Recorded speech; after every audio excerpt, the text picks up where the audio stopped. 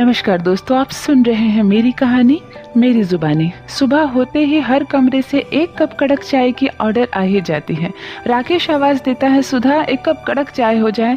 सुधा की आंख खुलती है और उसके कानों में बस एक कप कड़क चाय की डिमांड होती है। बाबूजी अपने ही कमरे से कहते हैं, बहू मेरी चाय यही ले आना और चीनी ज़रा कम डालना, मुझे सुबह सुबह बहुत मीठी चाय पीने की आदत नहीं है। सुधा चुपचाप से सुन रही है। सासू माँ कहती है, बेटा मेरा कमरा में ही मेरी चाय ले आना और चाय थोड़ी मीठी बनाना, सुबह सुबह फीकी चाय पीने से पूरा दिन खराब हो जाता है। सुधा ये भी सुन रही है। राकेश फिर से आवाज़ देता है, क्या यार उठो ना, एक कप कड़क चाय बनाकर दो ना, थोड़ी इलायची थोड़ी काली मिर्च डालना उस।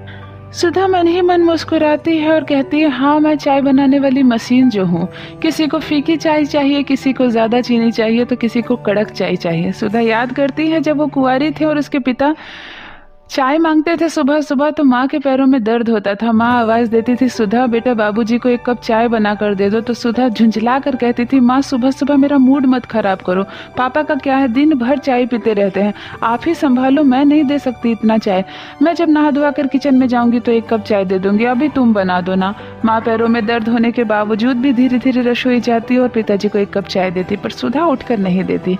आज ससुराल में किसी को भी जवाब नहीं दे सकती है और हर किसी को हर किसी की फरमाइशी चाय उसके कमरे में पहुंचानी पड़ेगी।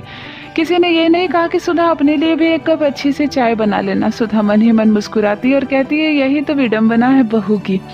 छोटी ननद रसोई में कुछ बर्तनों की आवाज कर रही है। सुधा समझ जाती है कि छोटी ननद गुस्से में चाय बनाने गई है, मैं जो देर कर रही हूँ। सासू माँ से तो आज मेरी खैर नहीं होगी अगर ननद रानी ने चाय बना दी। सुधा भागती हुई सर पे आंचल ढकते हुए किचन जाती है। कहती है, दीदी आप हटिए, मैं बना रही हूँ चाय। छोटी ननद आरती कहती है, रहने दीजिए भाभी, आप सो रही थी इसीलिए मुझे लगा मैं बना देती हूँ, अगर आपके पैरों में दर्द है तो आप जाकर सोइए, मैं आपकी चाय आपके कमरे में पहुँचा दूंगी। सुधा समझ जाती है इस बात में ताना मारा जा रहा है मुझे। वो कहती है, नहीं दीदी मुझे पैरों में कोई दर्द नहीं, आप जाइए ना, मैं चाय ला रही हूँ। छोटी ननद थोड़ी सी बर्तनों को खनकाते हुए वहाँ से पैर पटक कर निकल जाती है और अपने कमरे में जाकर वहीं से आवाज़ देती है, भाभी मेरी चाय और कुछ नमकीन मेरे कमरे में ही ला देना। सुधा एक एक करके 4 बार चाय बनाती है। बाबूजी की फीकी चाय बनाने के बाद हटा लेती है एक कप और उसमें से थोड़ी सी चीनी मिलाकर थोड़ी माँ को मीठी चाय देती है।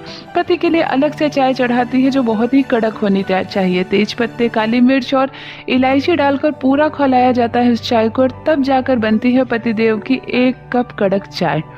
लेकिन एक बात है, राकेश को सुबह सुबह 1 कप कड़क चाय जो मिल जाए पूरा दिन सुधा का अच्छा हो जाता है। राकेश पूरा दिन सुधा के पीछे पीछे घूमता है, जो सुधा कहती है वो मानता है राकेश, जो चीज़ मांगती है वो लाकर देता है।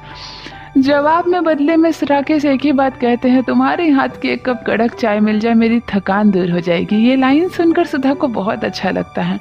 सास ससुर ननद किसी ने कभी कोई तारीफ नहीं की, चाहे सुधा ने कितनी भी मेहनत से और स्वादिष्ट खाना क्यों ना बनाया हो, लेकिन 1 कप कड़क चाय पीकर राकेश जो तारीफ करता है सुधा का, कि सुधा का शर्म से तो गाल ही लाल हो जाते हैं।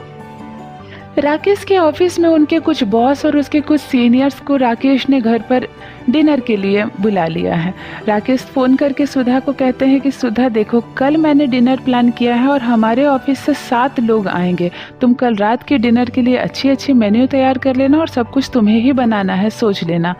सुधा ने कहा, ये बात घर आकर रात को नहीं कह सकते थे क्या? राकेश ने कहा, बस मेरे मन में आया और यही बहाने तुमसे बात भी हो जाती है।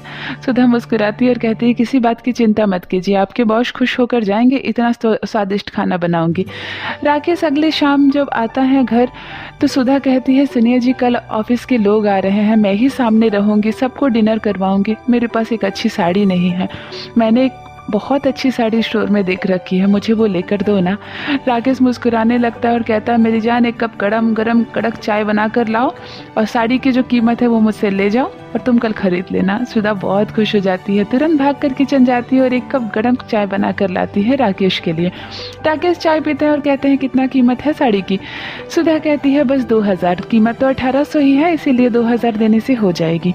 राकेश अपने पर्स से 2000 रुपये निकालकर सुधा को देते हैं और कहते हैं कल दिन में जाकर तुम साड़ी ले आना, क्योंकि शाम से तुम डिनर बनाने में बिजी हो जाओगी। सुधा बहुत खुश होती है, मन में यही सोचती है कि एक कप कड़क चाय मैं क्या देती हूँ, मेरे पति पर तो मेरा जादू ही चल जाता है। अगले दिन तुरंत सुबह स्टोर खुलते ही 11 बजे सुधा जाकर वो साड़ी ले आती है और बहुत ही मन में खुश होती है। शाम से ही वो साड़ी पहनकर तैयार हो जाती है और डिनर बनाने लगती है सुधा। सभी लोगों की पसंद का ख्याल रखा जाता है। राकेश ने कुछ ना कुछ सबकी पसंद के बारे में बताया है। सुधा बहुत किस्म के डिशेस बनाती है, खाने में मीठा भी बनाती है, नमकीन भी बनाती है, वेज के साथ नॉन वेज भी बनाती है।